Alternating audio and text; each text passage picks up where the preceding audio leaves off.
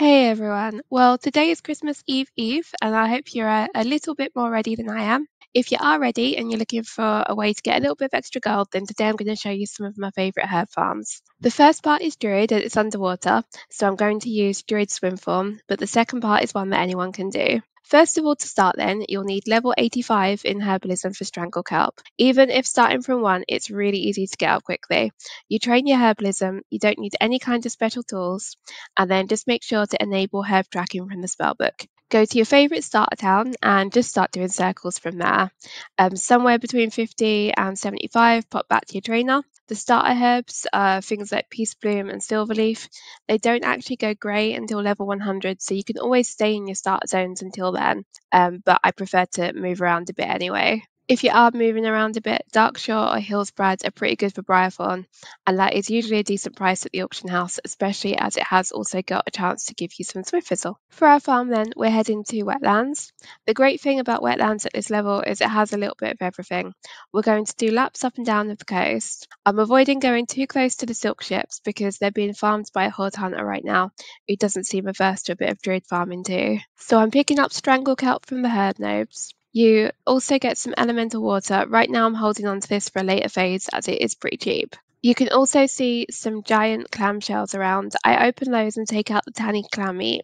You do have a chance of an iridescent pearl also. I got one on this session so far, which is about 2 gold on my server right now. If you cook the tangy clam meat into Goblin Devil clams, they sell quite well and for a bit higher because there's a rep crate that requires 20 of them. I'm also killing some murlocs, mostly because if they're in my way, might as well get them rather than have them follow you around and stuff. They drop the thick shell clams, which can also give you iridescent pearls. I avoid the level 26 plus murlocs though, as this is supposed to be an easy relaxed farm. You're unlikely to have much competition here. You might get one other druid. If you do, it's best to either just lay a hop or carry on and hope that they lay a hop. So next up is the non-druid version. So as a non-druid herbalist, Wetlands is still brilliant. I take a route around the edges for maximum King's Blood. Right now, King's Blood on my server is 7 silver per unit. That's a little bit low right now. It seems like an anomaly and it's usually higher. Alongside King's Blood, when you're on the watery paths, you can also pick up Life Root. It's really frequent here and can often be found free at a time. While you're doing your laps, it makes sense to also kill the crocolists. These are highly contested at all times of day and night, but no matter how many people are here, there are always plenty of crocolists to go around. Tender crocolist meat sells for a reasonable price right now, or if you can cook it on my server, you can make an extra 5 silver profit. So definitely check out both selling raw and also cooking the item. The heavy crocolist stew is the highest stamina and spirit food that's currently available.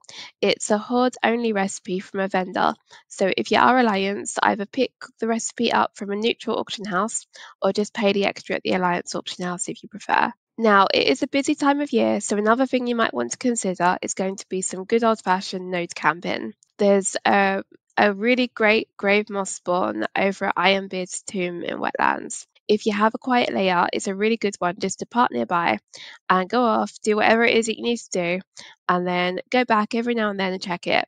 You'll need to kill 1 slime and your grave moss will have probably spawned. Lastly then is add-ons, so you can see I use Kiwi Farm to track what I'm picking up. It gives me approximate values and time that I've been spending in my session. The other one that I'm using is GatherMate 2 Classic.